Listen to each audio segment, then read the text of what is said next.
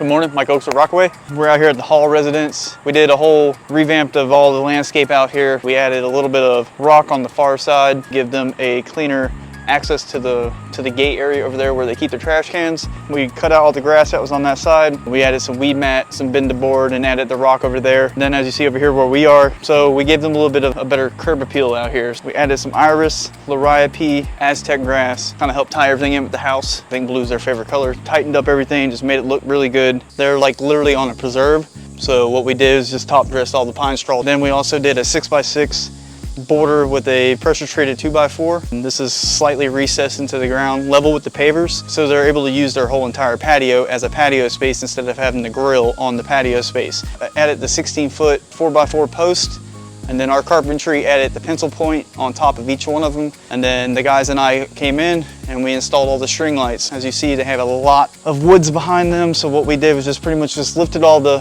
foliage that was in this area so we can get the lights strung up without having any interference, and then also just kind of give them a fresh start. We also pulled out podos down along the front of these windows. We transplanted them to the far side over here, and that kind of gave them a green screen from the neighbor stuff. Kathleen did a good job with the design. So we have holly ferns, we have beautyberry, anise, we have a saw palm, a couple of little kunti palms, and then what you don't see right now is a magnolia that's going to be going in. So we have a 30-gallon magnolia that's going to be here, and then a fire bush off to the left of it. So kind of give it a little bit of color.